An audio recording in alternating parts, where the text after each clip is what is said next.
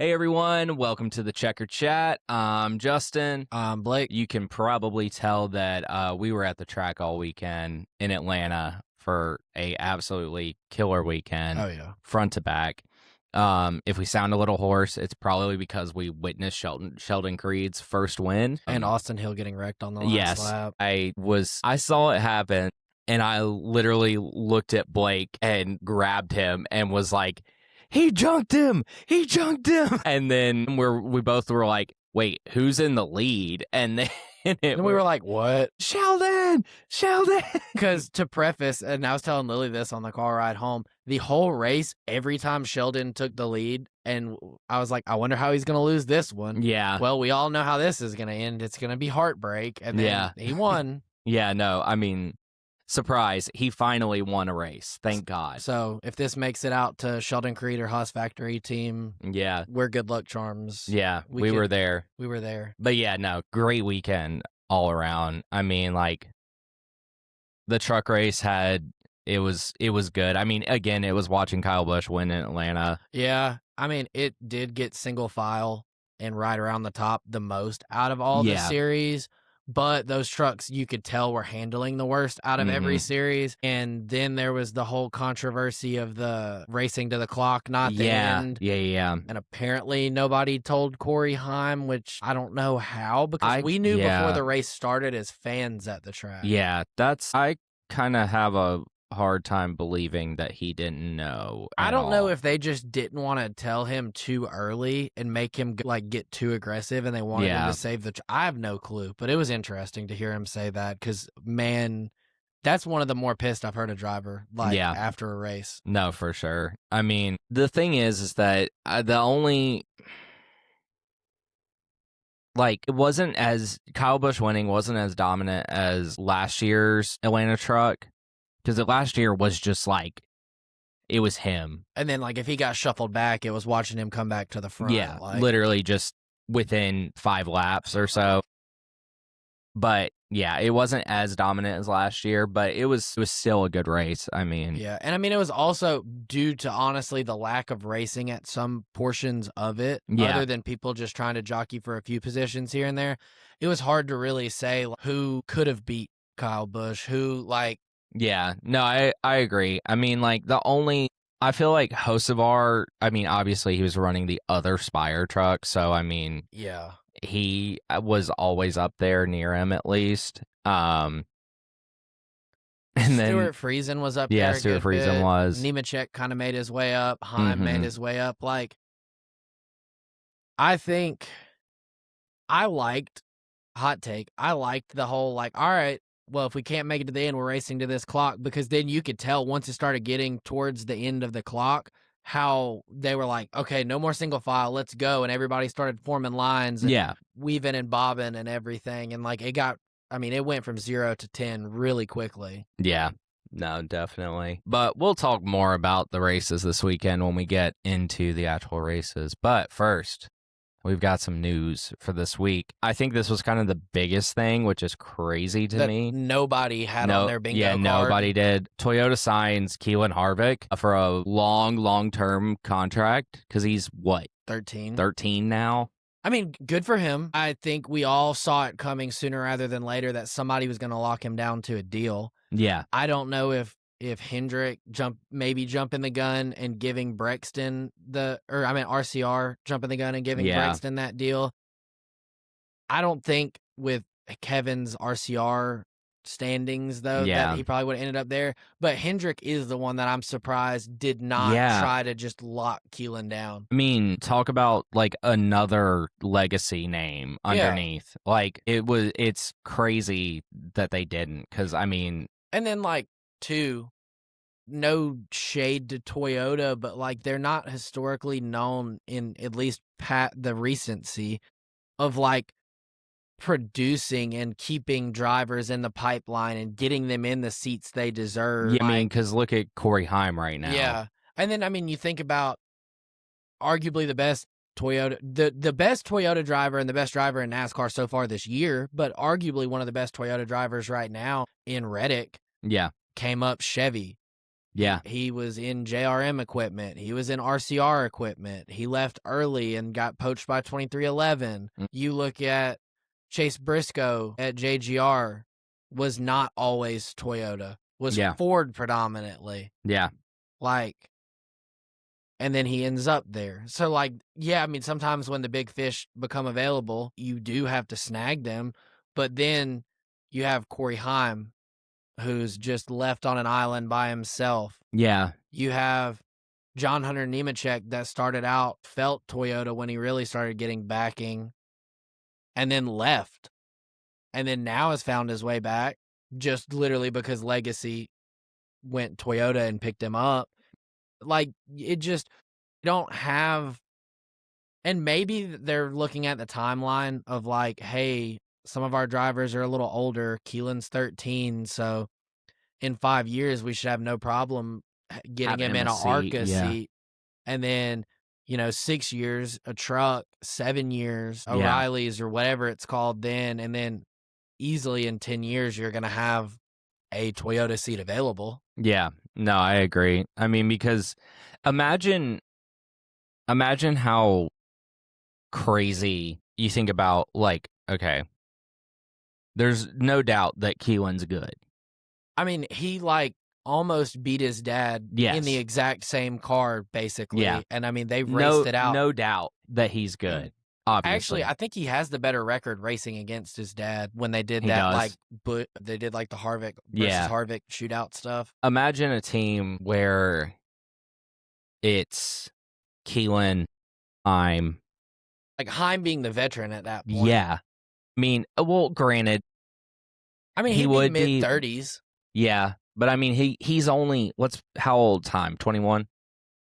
Let me look, but 22? I want to say I know he's under 25. Yeah. But imagine you have a team that's him, Heim. 23. 23. So he'd be 28. Let's or call 28 when Keelan hits 18. Yeah. So, I mean, he's 10 years older than Keelan. Yeah.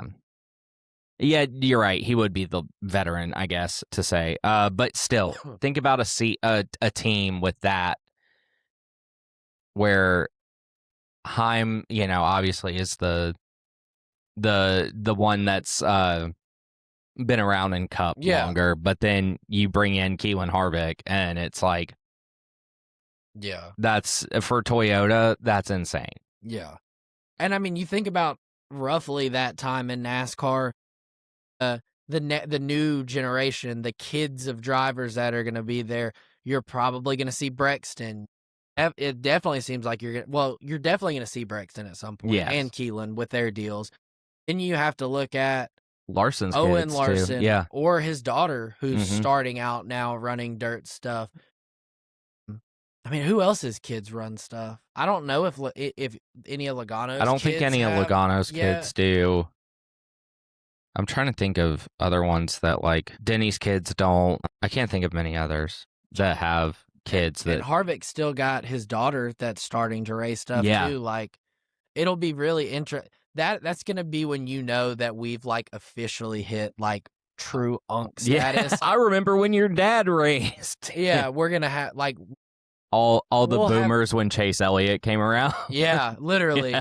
And we might even have kids at that point, and we'll be like, here, you want to see this old footage of when we watched their dads race? Yeah, that crappy clip from my little Kodak Charmera. If you don't know what a Kodak Charmera is, it's a little keychain digital camera, and I was like, I wonder what a race will sound like on this, and I filmed a restart on it, and I was like, I put it on my phone, I'm like, good Lord, this is awful. It was filmed on a potato. Yeah, literally. But, yeah, I mean, I think that's about it on that one. So, go a little out of order in what we have, because we talked about Corey Heim. I don't have a source on this other than it's been posted a few times. The rumors have started but it's looking like that Legacy is going to have ties to Herbst and Jesse Love, which is interesting to me because I've seen the Jesse Love one, and that one still makes no sense to me. And we've been saying since last year that Herbst needs to go to Legacy, and then Heim needs to go to 2311. Yeah. But it's looking like that's probably what's going to happen, where Heim will take Riley Herbst's seat at 2311. He'll go to Legacy, and that would make sense with Legacy chartering a third car, because there's talks of that. Let's play this out. And if they don't make a choice between Riley and Jesse, who gets fired? Because you have two guys there right now, and you're adding one charter, and here's two people that you hear. I mean, I think let's be real. Riley Herbst is an Xfinity champ. No, he's not. Never mind. I lied. He did not win. He won the championship race. And then Jesse Love is an Xfinity champion. I think, I could be wrong, but a better track record in Xfinity. Yeah, Riley Herbst never won in Xfinity until he won twice the year before he moved up to. Yeah. So let's be real. What's keeping Riley Herbst in the seat? Money. Yeah, and I mean, I think that's going to win. But let's say they do want to bring Riley and Jesse in. Do they fire Eric Jones, the veteran that's probably more times than not able to wheel that car to a better finish? Yeah. Or do you go with the young hot hand, per se, of Nemechek that probably has a lot more upside because you haven't seen it all yet? Yeah. That's the thing that's going to be weird is, like, I don't know. If, like we've said multiple times, it seems like Legacy has 1 week where one car will show up, 1 week where another one shows up, yada yada. Right now, if John Hunter Nemechek doesn't start showing some results, the seat gets hot. And you have the possibility of Herbst and Jesse Love. But I also could see a world where they just say, hey, money's not enough for Riley Herbst. I mean, it's hard because this is what you kind of have to think of. Jimmy Johnson, at some point or another, is going to have to say, I am Jimmy Johnson, and I'm not going to be the owner of a team that fights for 20th every week with glimpses here and there. So if you are Jimmy, you might have to just bite the bullet and take on Riley and all the money that he's going to bring your organization to help bring people in, to help develop stuff, all that. And then if you put him in essentially an equal car with the other two, and he gets outran by a lot every week, just like he does at 2311, I mean, you just see at that point, hey, he's still a pay driver, but then you probably see your other two cars do better. Yeah, that's true. But yeah, so there's that also. And kind of on that, one thing that I think's interesting too is, and it's not in our notes, I literally just remembered it. RFK is leasing their third charter, and that's up at the end of this year. Yeah. So are they buying a charter, which now are reported to be over $100 million in value because it's an evergreen charter? It's good whenever, at all times. Like, I don't think you're going to be able to lease again. Yeah, I could see. I mean, does Brad call it quits and go back down, and they just go to a 2-car team? I don't know, because I could see a world where that happens, because, I mean, let's be real, Brad isn't what he used to be. No. But I don't know. That's going to be interesting when it all comes down to it. Okay, so it was also announced this week that Spire hires Chris Gabehart. NASCAR Season 2 will be in session at some point soon. Yeah. Because, did we talk about it last week? Yeah, we did. I think so. So I guess short cliff notes if you didn't listen last week. We all know Gabehart used to be at JGR. JGR alleges that he stole confidential informations in secret and gave it to Spire. Gabehart clapped back and was like, no, I did not. I literally handed over my stuff to JGR people, and they're like computer forensics people that they had hired, like, said that I didn't. And I even offered up the opportunity for them to look through Spire stuff and see that they don't have that, but they said no. So somebody's lying. Yeah. And 100%. I mean, yay, I guess NASCAR Season 2. I don't know. I'm just tired of us going to court over stuff. And, like, what could Gabehart have possibly stole from them that was so important? Yeah. And, I mean, that is a legitimate question, too. Like, if anybody has heard rumors or has any idea, like, feel free, comment on the pod, shoot us a message, whatever. Yeah. But like, to me, enlighten us. In a spec car world, there's little tricks here, and I mean, maybe it's something to trick the scanners with paint schemes. Like maybe it's something that feels tiny but is good. I have no clue, but it is very interesting that they're like, no, we're gonna sue you, and then Spire's like, oh, you want to sue him? Yeah, he's gonna work for us now. Yeah. Haha. Gosh. Okay, so Lee Pulliam, late model guy, will be making his O'Reilly debut with JRM at Martinsville. Love seeing some of the late model guys get to come up and do some stuff. And I mean, what better team to do it with than the guy who is helped champion the Cars Tour? Arguably the biggest late model supporter in NASCAR team ownership. Mr. Short Track. Yeah. And then this week, Kyle Busch made his 1300th start. I can't talk. Blake can't stop coughing. Yeah, sorry. It's all good. Which I believe, if I remember right with what I saw, that makes him first all time, and he passed Kevin Harvick. Yeah. And I don't think this is something we're going to see beaten. No. Ever. Probably not. No.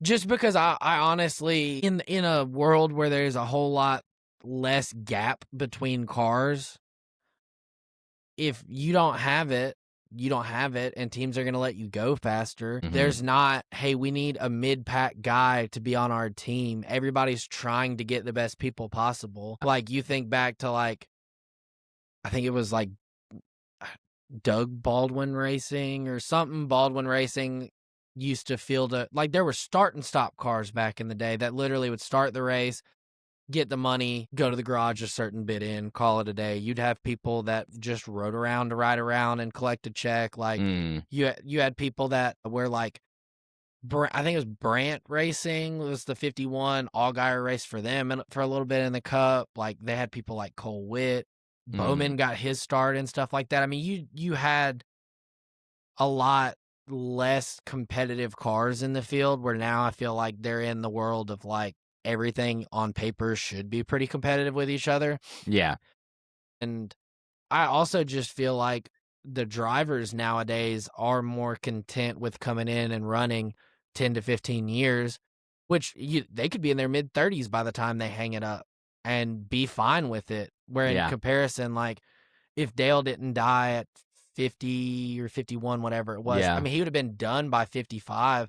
But like now you have Kevin Harvick, that was mid-40s when he called it. Yeah. You have Denny Hamlin, who we all expect in the next couple years to call it. He's early 40s. Like, you don't see anybody touch 50 anymore in a race car, like way back in the day. It's like, what are you doing, old man? Yeah. Get off the track, you know. Move, Grandpa. Yeah. Nursing homes over there. Yeah, open up your seat for someone else. Yeah. I don't know, man. Talking about the whole, not to bring this back up, but the Corey Haim thing, I wonder if, I don't think it would be this season, because I don't think that Denny would do a middle of the season announcement of retiring, but I mean, I could see it. Yeah. Just because basically he made it sound like and like, I want to say Haim takes that seat, but then also I'm like, So he signed a multi-year extension in July 2025, securing a spot in the 11 car through the 2027 season. Okay, so this is what I think is going to happen. He's going to, after 2020, he's going to hang it up. I think that's it. We're going to go to just Denny, the team owner, and Denny, the podcaster. Yeah. And I could see Haim taking that seat. So then it almost feels like 1 year potentially of 23-11. Yeah. May the best man win. That's true, but then also, let's be real. Noah Reddick is such a good fit for 2311. Yeah. In my opinion. Like, and it would kind of feel wrong to jump ship in a way. Yeah, because, I mean, you think about it. Like, I mean, him winning the 500, I mean, I don't know if you saw this, but, like, that, like, 2311 winning the 500, like, transcended just NASCAR. Like, I saw, like, Complex was doing Oh, videos yeah. with him. And like, he's a big sneakerhead. It makes sense for him to, Yeah. you know, be at 2311. And I've noticed too, because I watch ESPN a good bit, even if all it is that's what I turn on when I get in bed and just Yeah. leave it running until I go to sleep. They've put NASCAR on like the little bottom ticker, if or whatever you want to call it. Yeah. And when they won the Daytona 500, NASCAR was featured on SportsCenter for the first time, honestly, since I think Bubba won Indy last year. And then even before then, maybe the last time 2311 won, like they don't touch NASCAR that much because they had such a weird split because ESPN did used to broadcast NASCAR, but they were like, Michael Jordan's car won the Daytona 500. And then they even like Scott Van Pelt does like a bad beats section for bets, and Chase Elliott made it on the bad beats because like where he got wrecked, I think it like one of the lines was him to finish top 3 and he finished 4th.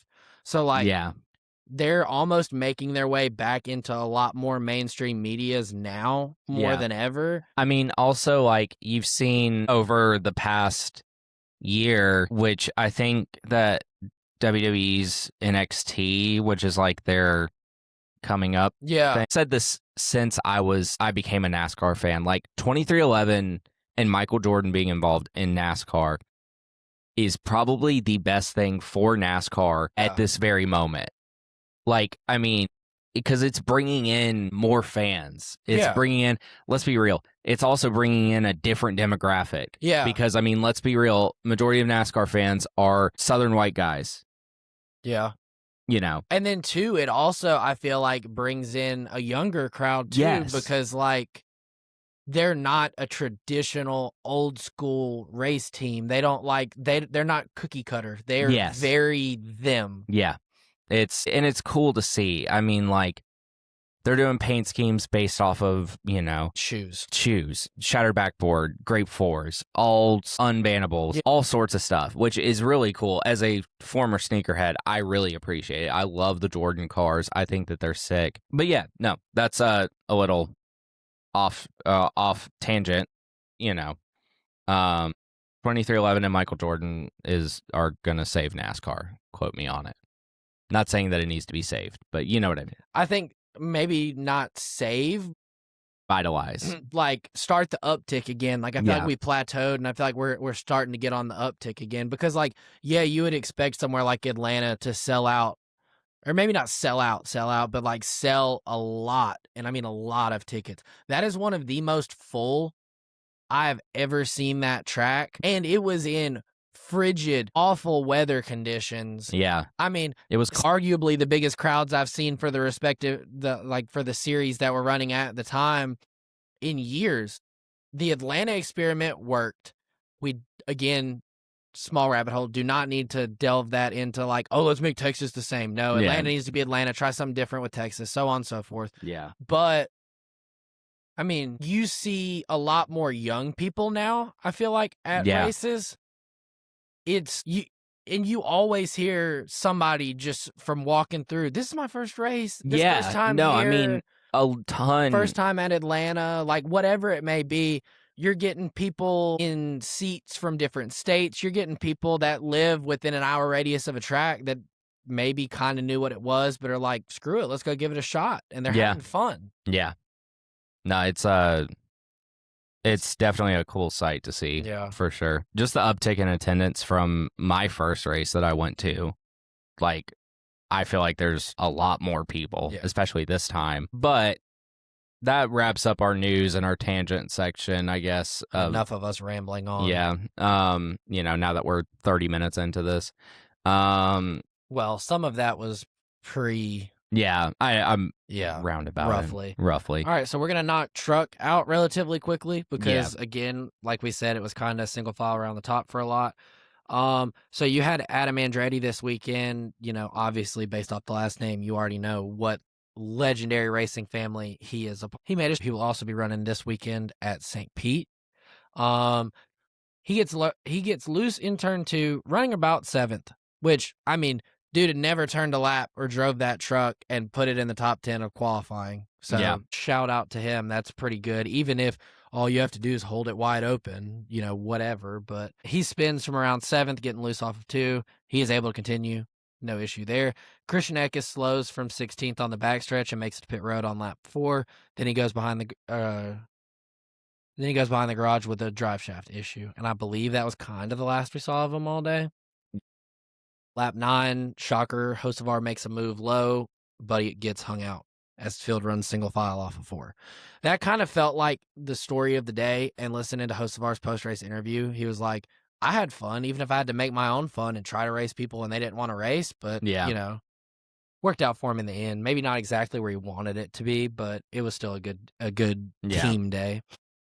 Lap 14, Adam Andretti spins again off of turn 4, this time while running 19th, but again is able to continue with no contact, no caution.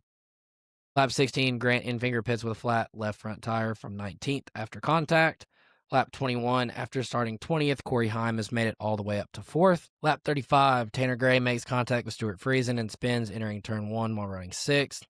Then on lap 40, Corey Heim gets a push from Ben Rhodes to clear for the lead, entering turn 3, allowing Heim to win stage 1, being followed by Ben Rhodes, Kyle Busch, Carson Hocevar, and Ty Majeski rounding out the top 5. Then, fast forward lap 57, Ty Majeski slows from 3rd after bouncing off the wall exiting turn 2. Lap 59, the field is strung out, single file. Ty Majeski is able to make it to pit road with right side damage. Lap 63, Busch gets shuffled out of line, drops back to 11th, and begins reporting a vibration. Lap 64, Honeycutt slows from around 10th after reporting a right front tire, and on lap 67 is able to make it to pit road. Lap 79, Ben Rhodes runs out of fuel while leading the race, but is able to make it to pit road, handing over the lead to Stuart Friesen. And then on lap 80, Stuart Friesen goes on to win the stage over Ricky Stenhouse Jr. So let's talk about this for a second. Yeah. Last week was Ricky's first truck race. Yeah. He's pretty decent in the trucks. He's also, love him or hate him, pretty darn decent at this drafting track style of racing, too. Also very true. Yeah. So, I mean, it works. Yeah. That his first 2 races were on the style of track that he does best, and he probably knows the etiquette and the tricks of everything the best. No, that for sure. Lap 81, Adam Andretti gets the free pass. Then, big gap here. We make it all the way to lap 100. Whole 19 laps. Cole Butcher, Brendan Queen, and Chris Wright make contact from around 16th between turns 3 and 4, causing Cole Butcher to spin, and then Dawson Sutton makes huge head-on contact, literally right, maybe 2 rows down right in front of us, comes to a stop on the front stretch and just big old fireball out the hood. He was okay. That was a nasty hit. Yeah. That was one of the most crumpled up I've seen the front of a truck. Yeah. Lap 101, Ben Rhodes is awarded the free pass, and there's a reason I mentioned that. We'll get back to it. Lap 112, Lane Riggs comes to pit road after slowing. He had restarted 5th, but reported a tire issue. A lot of tire issues. Kind of like Daytona. So I think they probably brought similar tires, and they're feeling something new out. Yeah. Again, it could be a team thing. It could be a tire thing. It could just be that everybody wants to run too low air pressures. Yeah. Lap 119, Stuart Friesen gets sideways as he battles Ricky Stenhouse Jr. for the lead, which allows Ben Rhodes to get by, and then Kyle Busch gets a surge on the backstretch and is able to clear everyone for the lead. Lap 122, Ben Rhodes fades to 4th as Hocevar makes it up into 3rd.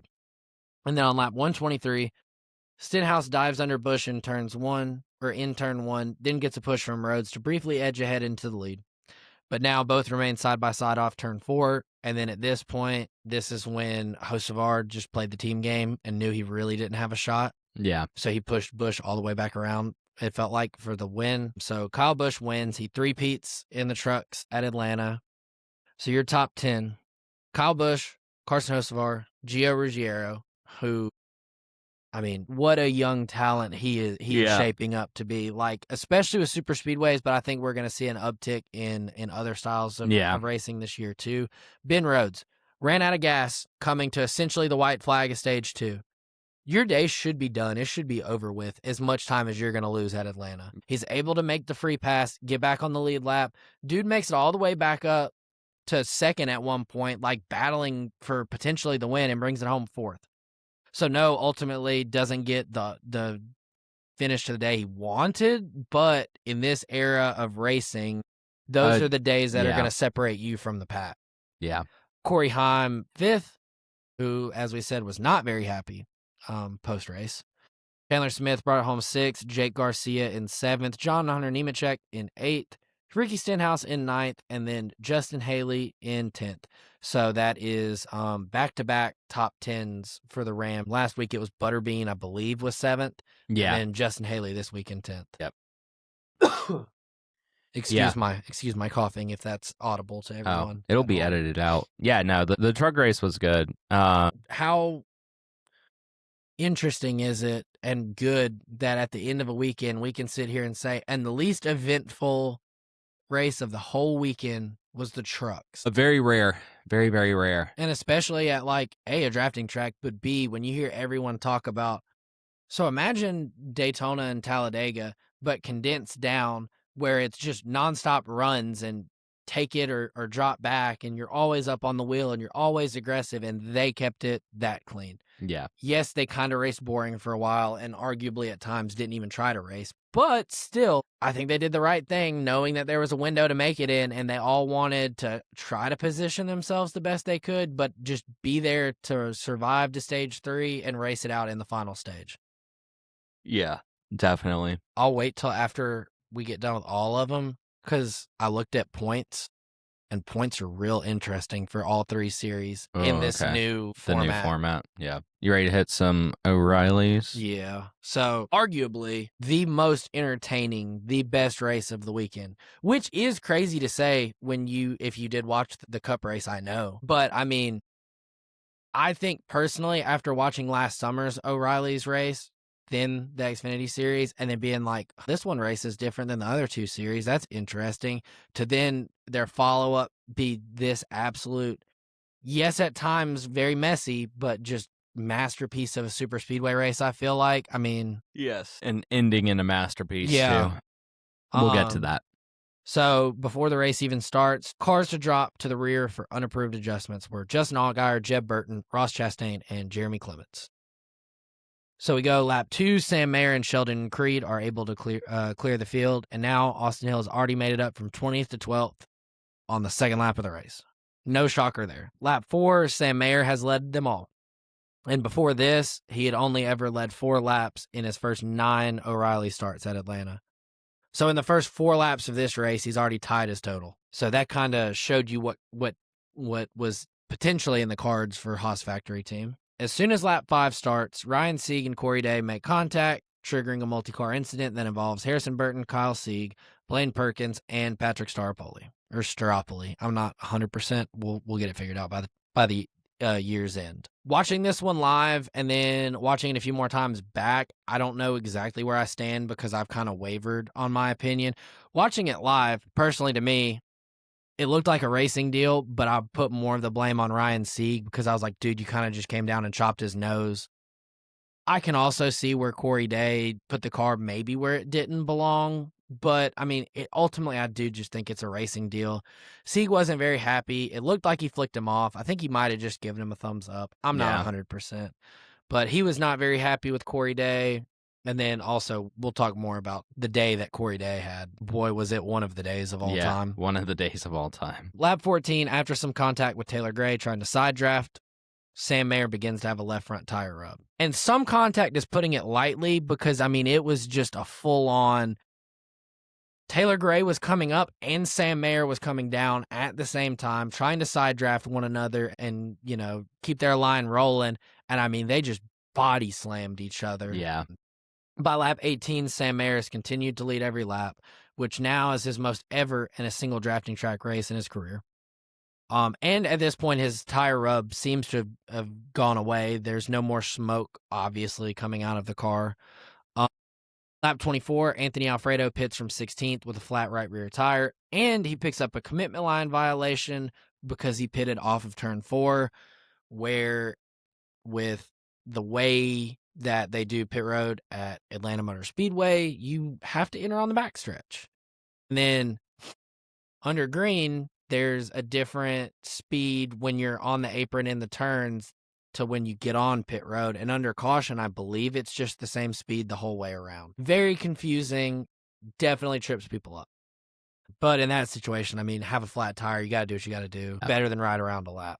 Definitely. Lap 27, with the help of Austin Hill, Jesse Love has made it up to second on the bottom and off turn 2. And then Sam Mayer slows off turn 4 with now the left front tire becoming flat and giving out. Lap 29, Rajah Caruth makes a 3-wide move into turn 1, clearing for the lead with Jesse Love in second, and then Sheldon Creed and Austin Hill left to battle side by side for third. Rajah, I mean, not that I was like, he's just whatever. Dude was showing out Saturday. Yeah. No, seriously. He was making moves that I was like, are we sure that, like, you're not that experienced in this series? Yeah. The amount of times I saw that Hendrick car's paint scheme just look like a blur going into turn 1 and taking a crazy run and just making it work. I was impressed. Also, Bubba Wallace was impressed because in his post-race interview, he was like, yeah, I watched the race yesterday and learned from Rajah a lot. And Rajah was like, hold on, what? Huh? Lap 30, Jesse Love retakes the lead. And then Hill and Rajah race for second. Lap 31, 4 laps later, they finally are like, hey, Sam Mayer, you were a little too fast entering pit road, so we're going to penalize you. Lap 35, Allgaier and Jeremy Clements, who started at the rear, have made it all the way into the top 10. Lap 36, Austin Hill gets loose in turn 3, running 6, plummets all the way back to 16th. Then on lap 45, we wrap up stage 1 with Jesse Love picking the win up, followed by Rajah Caruth, Parker Retzloff, Taylor Gray, and Justin Allgaier. Which is very impressive for Allgaier. Yeah, to be starting in the rear and then... Yeah, it's not shocking, but it still is impressive. Yeah. Lap 50 on pit road, because yes, we had drama there. Taylor Gray hits his crew member while trying to retrieve a loose tire and receives a safety violation penalty. Fair. Josh Bilicki's also penalized for speeding, and Gio Ruggiero is penalized for the crew being over the wall too soon. Either way, Taylor Gray and his team were going to get a penalty, but I guess if you're cool with throwing your body in front of the race car, you're making other people safer on pit road by removing the tire and that not being thrown, so props to you. Yeah. How crazy to just throw yourself in front of a moving race car that's launching out of the pit box. Yeah. And then on lap 51, during the pit stops for lap down cars, Alfredo and Cody Ware also got caught speeding on pit road. Lap 58, Jeb Burton gets loose from around 9th. Coming off 4, slides high. It was able to continue. No caution was needed. Lap 63, Sheldon Creed passes Jesse Love for the lead in turn 1, and it begins to maybe think that he has a shot to win, unless you're me and 90% of other fans that are like, I've seen this movie before. Lap 72, Allgaier dives inside of Creed, entering turn 3 to battle for the lead. And then, lap 73, Rajah dives under both of them, making it 3 wide, and again, in a 3-wide move, clearing for the lead in turn 1. That was the other thing, is it felt like if the front 2 cars started racing and kind of just punching the giant hole in the air, that whoever was coming behind was getting just such a crazy run, that it really felt like entering 1 and entering 3 were the biggest and best passing opportunities just based off runs you could get down the front stretch and back stretch. Yeah. It was just trading who had the better run, what line was performing better. It was really cool. Lap 75, Gio Ruggiero slows while running 7th after brushing the wall in turn 2, picking up a flat right front tire, but was able to make it pit road. Lap 90, Rajah Caruth wins stage 2, followed by Justin Allgaier, Carson Quapfel, Corey Day, and Brandon Jones. So now we have 3 JRM cars in the top 3, to no one's surprise. Corey Day driving pretty good, depending on who you ask at this point of the race. Yeah. And then Brandon Jones, who has arguably the worst superspeedway luck of all time when it comes to this series. Lap 94 on pit road, Nick Lights was penalized for pitting out of his box. And then Nick Sanchez, who was like, hey, I'm going to take 2 tires and I'm going to make it up to the front based off track position. We're going to play that game. He got blocked in his box, so it didn't work. Lap 100 on the restart, Quapfel, Allgaier, and Day all clear for the lead off of the bottom line. Now, lap 105. Corey Day sends it into turn 3 under Carson Quapfel. Then he gets it loose, putting both of them in the wall, and then collecting Allgaier and ending Allgaier and Quatfull's day. Corey Day was able to continue. Yippee. Yippee. I don't really want to trash the kid. Because, I mean, I respect the aggression. I would be a hypocrite if I sit here and trash him and then we go to Cup and I start praising Hocevar. True. But, I mean, I think it is refreshing to see young people kind of carrying on the Ross Chastain don't give a F tour. Like, to an extent. I mean, obviously, all of that needs to be polished and reined in just a little bit, and you'd be a little more okay in your decision making over time. But it was kind of a bad look when you take out half of JRM in one swipe. Yeah. Like, the fans are not going to be happy, even if you did just get loose. So then on lap 106, there's caution from that incident for debris. Sam Mayer gets the free pass, which at this point in time, when he didn't have the free pass, he was still racing in the lead pack. They wanted him in there. He had such a fast race car. They were like, hey, who cares? Yeah. Hang out up here. Well, if you get the free pass, you get the free pass, whatever. But stay up here and help us out. Yeah. Austin Hill takes the lead on the lap 113 restart, and now in his career has led over 900 laps at drafting tracks, which is the most all time in the series. Yippee. Congrats. Yeah, I guess. Lap 122, Jeremy Clement spins on the backstretch from around 22nd, is also able to continue. I kind of threw those in here just because how refreshing is it this early in the season to not see NASCAR just sitting on the button, just caution. Yeah, no, I really feel like they have been light to the caution button. Which is good because I think that they are obviously still keeping safety in the equation. Because, like, the accident with Corey Day, Allgaier, and Quapfel did not get a caution right off the bat. They were letting them save the cars, and they were letting them see if they could continue, whatever. And then finally they were like, no, there is debris on the track. We need to go ahead and throw it. Yeah. I think it helps because if you don't have to re-rack the field and cause just mayhem, why? Yeah. Okay, yeah. So lap 126, another debris caution. Cody Ware's car dropped some debris, and Parker Retzloff hit it on the front stretch while running 6th. Yeah. Again, I mean, good to not throw it too early, but then in that situation, I get that. Yeah.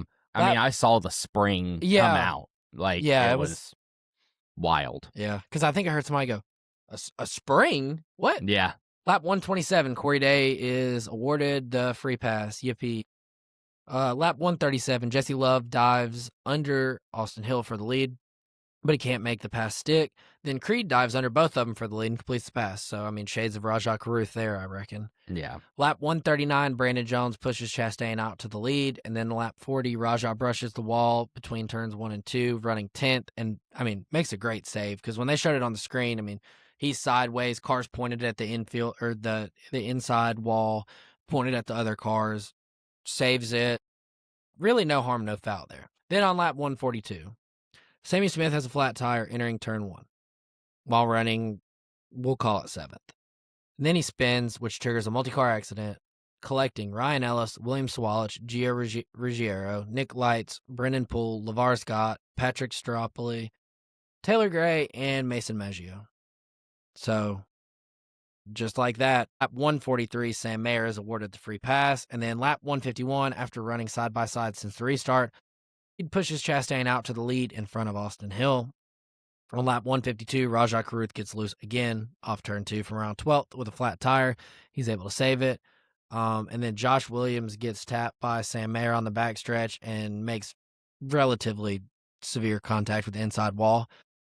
Brings out another caution. And then at this point in the race, it's been 22 lead changes so far, which ties the record, and I don't know how, with 2008, like for this track. Like 2008 was like peak, worn out, everybody gets strung out, may the best man win. You might win by 12 seconds. I mean, you might put belt to ass like SVG on a road course there. Lap 158 on the restart, Chastain leads from the outside, Austin Hill on the inside. Sheldon Creed has chose behind Chastain. So Creed pushes Chastain out. He clears for the lead between turns 1 and 2, and then Ross Chastain blocks both lanes off 4. Lap 159, Sheldon clears for second on the backstretch. Nick Sanchez goes 3 wide with Jesse Love and Austin Hill off turn 4 for third. Lap 162, Austin Hill clears for second and then passes for the lead going into turn 3. Coming to the white flag, I mean, we were all, oh my God, he's not going to do it again. Then Ross Chastain came to Saturday and said, have you tried wrecking him? Yeah. And that's what he did. Not that I just condone that, but if it's Austin Hill, I mean, come on. Yeah, I mean. So on lap 163, Ross Chastain bumps Austin Hill. Generous. Ross Chastain dumps Austin Hill entering turn 3, battling for the lead, which, going back and looking at it, that was a pretty lazy block by Austin Hill. Yeah. So if you're Chastain, you have one of two options. Lift and give him the win. Or don't. Or just keep going. He kept going. As the smoke parts, you see cars spinning everywhere. And then like Justin said, we're like, oh my God, here comes Sheldon Creed. He goes on to win. I mean, crazy. And then I didn't even realize this because I was just so in the moment of Sheldon winning. Sam Mayer goes to congratulate him like normal. Like, hey, that's my teammate. Good job. Congrats. Well, then he cuts through the grass. Didn't calculate how much rain we saw earlier in that day. Yeah. And, I mean, just absolute Rocket League launches the car through the grass, destroying the nose. So your finishing order top 10 were, I don't know why it just scrolled up so far. Okay. Parker Retzlaff in second, Nick Sanchez in third, Corey Day bringing it home fourth. I mean, I guess if you're gonna wreck that many cars, if you're gonna at least wreck back the it up. entirety of JRM, then Jesse Love in fifth, Ross Chastain in sixth, Sam Mayer in seventh, Rajah Caruth in eighth, Taylor Gray in ninth, and then Brandon Jones in 10th. Yeah, I mean, overall, great Xfinity race. Yeah. So, points-wise, like I was talking about, I'll go ahead since I did those two races and just give a quick. So, I mean, obviously, as you could imagine, in the trucks, Chandler Smith's winning. But Gio's second, solid drafting track racer. And like I said, Ben Rhodes, coming back from, I mean, losing fuel, like just running out of gas, losing fuel pressure, all that. He's still third in points after that. Ram has Brendan Queen in sixth. Honeycutt's in seventh after not a super great start to the year, but I mean, that's still good. To be there in contention. O'Reilly series. By no one's surprise, Austin Hill's your points leader. Second in the points, Rajah Caruth. Sheldon Creed is third. Jesse Love's fourth. Parker Retzlaff in fifth. That's interesting. Yeah. I mean, great first 2 weeks. Justin Allgaier in sixth. Carson Quaffle in seventh. Makes sense. Corey Day, 8th. Sammy Smith still in 9th. Ryan Ellis is 10th in O'Reilly Series points. Is that going to last? No. Is that a shot at Ryan Ellis? No. But in the O2 car, which I believe is Young's Motorsports equipment, what a start to the year. I mean, you're outdoing Gibbs cars. You're outdoing Big Machine. You're outdoing a lot. A Haas factory car. Pretty much all of the Ryan Sieg racing, all of Jordan Anderson. What a start. Definitely. I mean, how interesting is this now? Yeah. Keep that up for Cup stuff because we'll go over it because I do not have that prepared. Anyways, on to the Cup race. So, if you guys didn't know, qualifying was rained out. So, due to the metric, Tyler Reddick won the pole. And while it was being rained out, we were camped out under the Joe Gibbs game plan for life tent. Shout out to Justin. Yeah. And then we finally found out that there were show RVs that we just went inside of and sat in there for an hour. But yeah, we got absolutely pissed on. It was insane. Yeah. So anyways, first kind of thing goes on lap 29, Hosvar brushes the wall, running 10th and pits. Then lap 31, he brushes the wall again and pits again. And he is 2 laps down, but doesn't just yield to the field, which was nice. I mean, what a Hosvar thing to do. It was. I was so glad to see that because I mean, I told Blake, I was like, "This is smart. None of them have been out on the track yet. They don't know how their cars are going to handle in clean air. Yeah. So he is going to know how his car is going to handle in clean air. Yeah. So basically, majority of stage 1 was just lead changes between Logano, Reddick, Chase Elliott, Larson, Bubba, and Brad K. But in the end, Austin Cindric wins stage 1. Woo. Let's go. Lap 61 into stage 1. Hosvar gets the free pass. All lead lap cars except for Brad K, Ryan Preece, SVG, BJ McLeod, and Eric Jones pit. Larson gets off pit road first, followed by William Byron and Bubba Wallace. Chase Elliott has to back up to his pit stall, then gets the front tire hose caught under the car and drops from 5th to 37th. Part of the insult to injury with the 5th to 37th was after they were back there, they just kept coming in and topping off with fuel because why not? You're in the back. And then Blaney is penalized for too fast exiting pit road. Cody Ware is irrelevant, but he was penalized for pitting outside the box. Hey, he is relevant. He got penalized in both series he ran in this weekend. Put some respect on his. Anyways, we're gonna start a Patreon. Yeah, start a Patreon episode where we just dog everyone we don't like. You got to subscribe. See that. Anyways, lap 69, Larson leads on the restart. Lap 72, Bubba passes for the lead. Lap 82, we have a caution. Ty Gibbs gets turned from 15th in turn 3, bounces off of Christopher Bell, hits the wall head on. Josh Berry also gets clipped and crashes, then sets the infield grass on fire, which was interesting. Yeah. Cars receiving damage include Denny, Christopher Bell, Josh Berry, Riley Herbst, Cole Custer, John Hunter Nemechek, Ty Gibbs, and BJ McLeod. Which Ty Gibbs' car was, just absolutely demolished. Yeah. Berry's car looked questionable, and then when they towed it back by, I was like, yeah. Never mind. Lap 83, Hocevar, again, gets the free pass. I'm putting these in there for a specific reason. So Larson leads on the restart. Lap 103, there's another caution. Austin Dillon gets tapped from near 10th in turn 2, triggering a multi-car accident that involved Austin Dillon, Todd Gillen, Riley Herbst, Zane Smith, Kyle Busch spins on the backstretch from 13th after a bump from Noah Gragson and hits the inside wall pretty hard. Which was interesting because, on Kyle Busch's radio, that they played on TV, and my dad was telling me about it, and I forget where, but I saw it somewhere on social media. He was like, it's on me. I got tight. There wasn't really anything I could do there. And then in his post-race interview, he's like, I don't know what Noah Gragson was doing. And I'm like, okay, let's pick one here. What are we going with? Pick one. Did you wreck yourself or not? Yeah. Y'all did make contact, but again, you were still part of that. Yeah, definitely. So lap 132, Tyler Reddick leads from the inside, Bubba Wallace on the outside. Tyler Reddick gets a big push from William Byron and clears for the lead, then jumps in front of Bubba Wallace. And then we have some new players in the top 5, Briscoe and Chastain, which we hadn't really seen anything from so far. Lap 160, William Byron dives under Larson for the lead in turn 1, but Bubba Wallace gets under Byron off of turn 2. As the field comes off of 4, Kyle Larson and Shane Van Gisbergen make contact, battling for third, and both spin. Kyle Larson hits the outside wall hard, and SVG spins in the end. And Larson's spotter's still there low, still there. Yeah, goes. And then he's SVG, my bad. I didn't know we were 3 wide. SVG just flying through the infield was wild. But again, why does Larson not ever finish these finishes? Yep. So world's best driver. Woo, can beat Max Verstappen. Yeah. Lap 170, Blaney leads on the restart. Lap 199.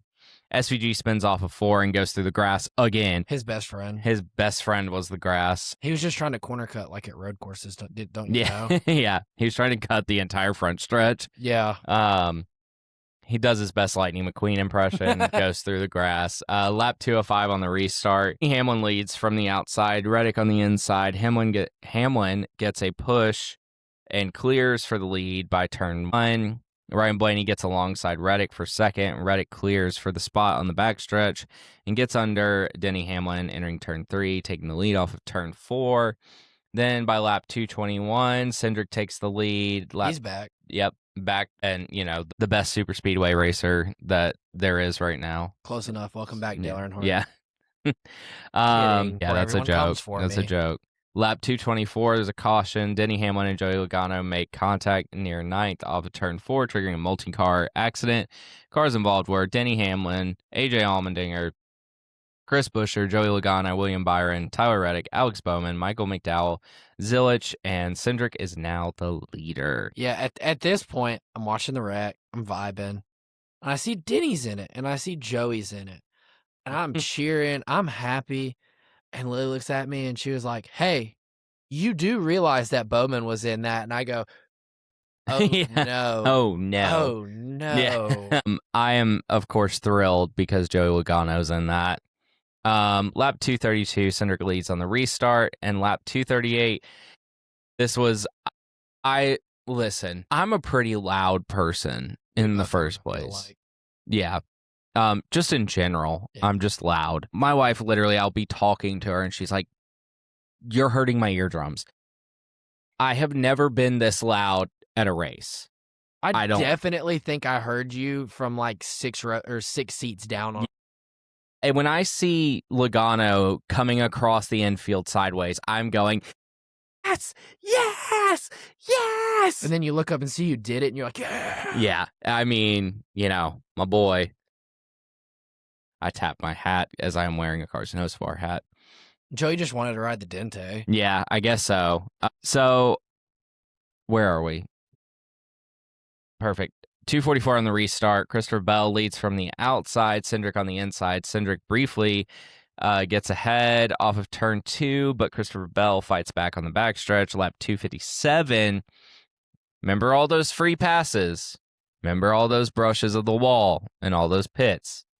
Lap 257, Hocevar gets outside of Bubba Wallace to battle for the lead. William Byron gets loose in turn 2 and brushes the wall, then spins entering turn 3, triggering a multi-car incident, which involves Austin Cindric, Austin Dillon, Noah Gragson, Hamlin, Logano, Byron, Gilliland, Cole Custer, John Hunter Nemechek, Eric Jones, and Cody Ware. And this brings out by lap 260 a red flag, so we are stopped for about 10 minutes. And then we go into the first overtime restart. Which, I mean, I get the red flag, but I'm like, we're still just going to call this starting under overtime. Why? Yeah, that was... Yeah. It was interesting. And then, obviously, if you're Joey Logano at this point, towards the end of the race, I mean, you just can't avoid wrecking your car, apparently. Yeah. Which, yippee. Yes, yippee, indeed. Yippee, indeed. Any Atlanta race that I can go to and I watch Joey Logano wreck, I'm happy. I'll still never stop talking about when we... The crab walk back. Yeah. And how you could... I promise you, you could hear the cars still, yes. But the roar and the screams of the crowd made the cars sound quiet when he came around. I was on the concourse for that when that happened, and you could hear it on the concourse because I came back and I was like, "What happened?" And then I ended up seeing the replay later, and I'm like, "Oh, that's what happened." So let's see. We're on the first overtime restart. Bubba Wallace leads from the inside, Christopher Bell on the outside, entering turn 1. Carson Hocevar tries to go between Bubba Wallace and Christopher Bell, then hooks Christopher Bell, who hits the outside wall and brings out a caution. The guy is going for it when people won't go for it. Yeah. And here's the other thing. When he went for it, there was a hole there. Yeah. By the time he got there, Bell came back down. Yeah. I mean, I don't know what more you can chalk that up to other than late race restart, everybody going overtime. For it. Yeah. God forbid we want somebody to win a race. Also, their first race at a place that they have lost a race there multiple times. I mean, can he be his own worst enemy and cause nobody to want to work with him at the end of the races? Sure. But he's there at the end of the races at Atlanta every time, it feels like lately. And when Hendrick sat down Ross Chastain and essentially neutered him, that hurt Chastain's career. I still don't feel like Chastain's career has recovered from that. Did he need to be sat down because he was consistently wrecking Hendrick cars? Yes. Do people need to sit down with Carson Hocevar at some point and just talk about things? Maybe not try to completely change him, but just talk about things. Yeah. Also, Blaney said after the race, Hocevar came up to him and apologized. Yeah. I mean, dude is maturing. Yeah. He's not, again, we're not all here to be friends and be in a boy band. I'm not like all that. He still lives by that, but he's maturing. Yeah. I mean, again, do you want everybody to be with age unless you're Joey Logano and you...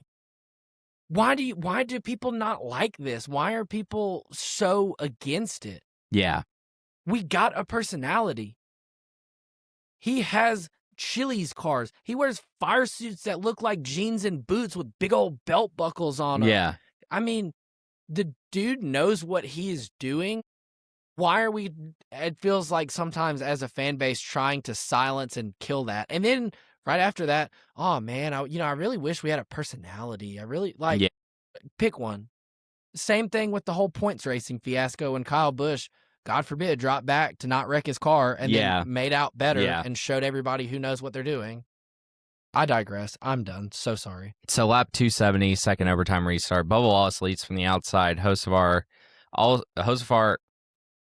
outside of Bubba gets a push. Wait, that's weird. That's worded that way. I did not mean to word it that way. Bubba's on the inside. Hocevar's on the outside. Yes. Yeah. There we go. Bubba Wallace gets a push and clears for the lead in turn 1. Bubba Wallace moves up to block Hocevar, but Hocevar and Reddick get under him, and Carson Hocevar and Tyler Reddick battle side by side to the line. Lap 271, Reddick clears for the lead as Hocevar fades to 5th in turn 2. Tyler Reddick wins by 0.164. Tyler Reddick, your winner. There's 57. Missing a whole fender. Yeah, whole fender. 57 lead changes on the track is the track record that is now there because of this race. Yeah. Your top 10 was Briscoe, Ross Chastain, Carson Hocevar, Daniel Suarez, SVG. Remember last week when I said we're all screwed? SVG has learned ovals. He's learned drafting tracks. We're getting there. Yeah. We're baby steps. Yeah. Zane Smith, Bubba Wallace, Ryan Preece, and none other than Ryan Blaney. Which, I mean, also, while we're on the topic, Zane Smith, we are now having an emerging dark horse. Yeah. If he can just find the right people to work with and position himself a little better at the end of these races. Last week, he's pushing Chase Elliott out. He's there. He gets a good finish in Daytona. Again, that's somebody. SVG's crazy. Daniel Suarez is always going to be like a top 10 contender at Atlanta. Ungodly at Atlanta for some reason. Yeah. No. As soon as I could see the orange nose of Briscoe and then the Chevys, and I saw Briscoe go top to bottom coming off of 4, I knew it was over. Yeah. But, missing a fender, I thought people were going to be able to get a better run on him than they were. And if it wasn't for Briscoe, who I still feel like could have taken a run in turns 3 and 4, I'm interested at the business decision. I guess, yes, a Toyota needs to win, but do you not? Okay. Anyway. I think if it wasn't a Toyota, he would have 100%. Tried. And I think, again, the Hocevar thing, maybe if he pissed a few less people off and had 1 or 2 people willing to go with him, maybe he has a shot. Yeah. But if you're Bubba trying to throw a block on him, you have to know where you're going. Yeah. Which Bubba is known to not throw the greatest blocks in the super speedway histories either. Yeah, very true. Yeah, so that wraps up Atlanta. Ratings from us. 9. Solid 9. Solid 9, yeah. Yeah. I'd say so. Great race all around. Yeah. We were there, but it was still a great race all around. Honestly, I would give Xfinity a 8.5 and then Truck like a 7. Okay. If I had to give them ones. I'll give Truck like a 6. I feel like you kind of have to be harsh in that that aspect of they just kind of rode around for a while and then raced here and there. They did keep it clean. I'll say 6. Okay. Xfinity, I'm gonna give it a 9.5, 9.5. Creed wins. Austin Hill gets wrecked. Yeah. You have nonstop action. Honestly, if at a couple points it was a little less messy, I think, and you had a few less just weird tire occurrences, which aren't super controllable, but if they could have got in a little more flows of racing here and there, I almost think that could have at a 10. Yeah. No, I agree. All right. So on to Cota. Cup points. Oh yeah, cup points. So to nobody's surprise, your points leader is Tyler Reddick. In 2 races, he has 2 wins. Second place is Bubba Wallace. Again, not super shocking. Yeah. Top 10s in both races. He won a stage in both races, I believe. Chase Elliott is 3rd. Carson Hocevar is 4th. Wild. Zane Smith, 5th. Joey Logano, 6th. Makes sense. Daniel Suarez is 7th in points in the 7 car. My God, have we fixed the curse of the 7 car? Yeah. I say jokingly as we're 2 races in. Blaney's 8th. Keselowski's 9th. Buscher's 10th. And then I'll give you some notable far back names. Connor Zilic is 36th in points. I mean, dude's wrecked both weeks. Yeah. Bowman's wrecked both weeks. Ty Gibbs is 33rd. I mean, actually, 33rd and 34th are NASCAR's favorite Nepo babies, Ty Gibbs and Austin Dillon. Christopher Bell's first music to my ear. Denny Hamlin's 27th. Kyle Busch is 24th. Larson's 21st. SVG's in the chase right now. He's in 16th. That's wild. But, like, okay, Larson being 21st. Is this a point where somebody needs to sit him down and say, hey, remember that, like, you can't bail yourself out by winning 6 races just because you wreck? Yeah. Like, we kind of need to tighten up a little bit? Yeah. Like, do we feel like that's a conversation that is going to be had, or at least does need to be had in the Hendrick camp? Yeah. Because, I mean, it's like Logano's going to have to change how he races. Yeah. I don't think he's going to, like, fully change it. I think it could still bite him in the butt, especially year one. I think he's definitely going to get bit in the butt with this format. But, I mean, Larson. Yeah. He's kind of like Hocevar, but nobody crucifies him for it. Yeah. He's an all or nothing. I'm winning or I'm wrecking. Yeah. No, I agree. And that's gonna catch him this year, as we can already see in 2 races. Yeah. But now we go to Cota. We Yeah. go to the Lone Star State. We go race on the F1 track, and we show them how real American horsepower and raw and all that stuff. Yes. So your past next gen winners at Cota are Ross Chastain in 22, Reddick in 23, Byron in 24, and then Christopher Bell in 25. Guys, I hate to break it to you.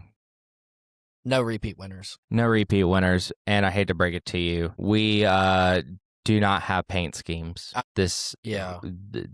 the episode. But not to worry. Keep an eye on our TikTok for that, because we are recording on Tuesday. Paint schemes come out Wednesday. Yeah. We'll have a video up for that. Quick reminder when it comes to picks for this week. Truck is racing at St. Petersburg. Yeah, they're doing like a little hybrid weekend with IndyCar. Yeah. So, who do you got for trucks? So, because Corey Heim isn't racing, and I literally could not tell you a singular person on that entry list that is a truck regular that I feel like, oh yeah, I remember when we went to a road course and they did good. I'm picking James Hinchcliffe. It's a fun pick. He's in Aspire 77. We know they have good trucks. He was an IndyCar driver. I mean, why not? Yeah. I am kind of in a similar camp. I kind of just asked Blake, hey, who should I pick for trucks? Dario Franchitti. I think running Tricon, correct? Yeah. And Jimmy Johnson being your crew chief. I think it might shape up for a pretty interesting weekend. Yeah.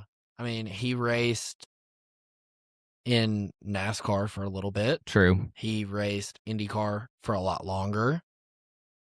I mean, he is Unk status, as the kids would say. He is 52, but we'll see. I think it's a fun one-off opportunity. Yeah. Plus, Jimmy Johnson is your crew chief. How cool. Yeah, seriously. Okay, O'Reilly's. Who you got? Connor Zilic. Okay. I went with SVG. Go figure. Dun, dun, dun. Basically, O'Reilly and Cup, all of Cota will be Trackhouse driver dominated. It'll be Battle of JRM on Saturday and Battle of Trackhouse on Sunday. Yeah. I mean, it's going to be the SVG versus Zilic show unless somebody wrecks one of them. Yeah. Cup. Zilic. I went with Zilic also. I think he brings home his first Cup win.